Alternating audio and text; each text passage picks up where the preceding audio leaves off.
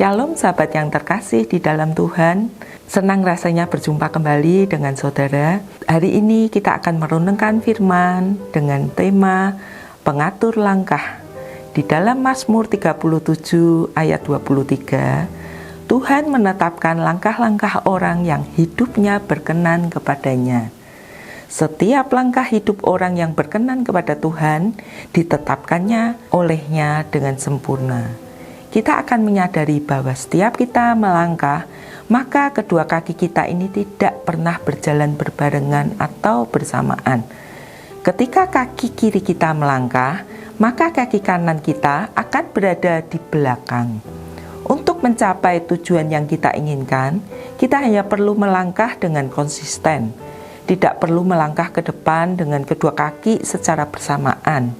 Karena jika itu yang kita lakukan, maka memang betul kita akan sampai ke tujuan juga, tetapi dengan kondisi fisik yang lebih capek. Lebih banyak usaha dan tenaga yang kita keluarkan.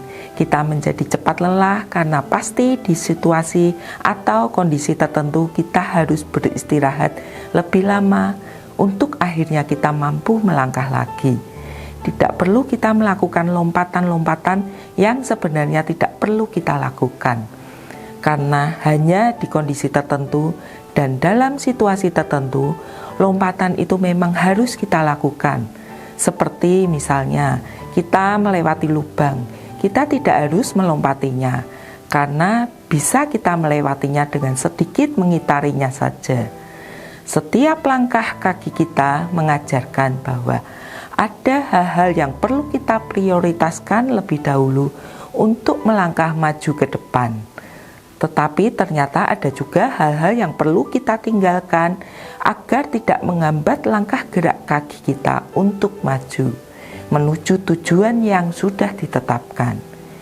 Di awal tahun ini, kita perlu merencanakan kembali tujuan yang akan kita tuju, yang tentunya tujuan yang Tuhan kehendaki untuk kita capai. Tema kita tahun ini adalah It's All About Jesus, yang diambil dalam Roma 11 ayat 36.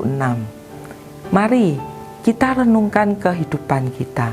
Apakah benar semua langkah yang sudah kita lakukan itu menuju tujuan yang Tuhan inginkan, atau justru kita mempunyai agenda tersendiri dengan langkah-langkah kita?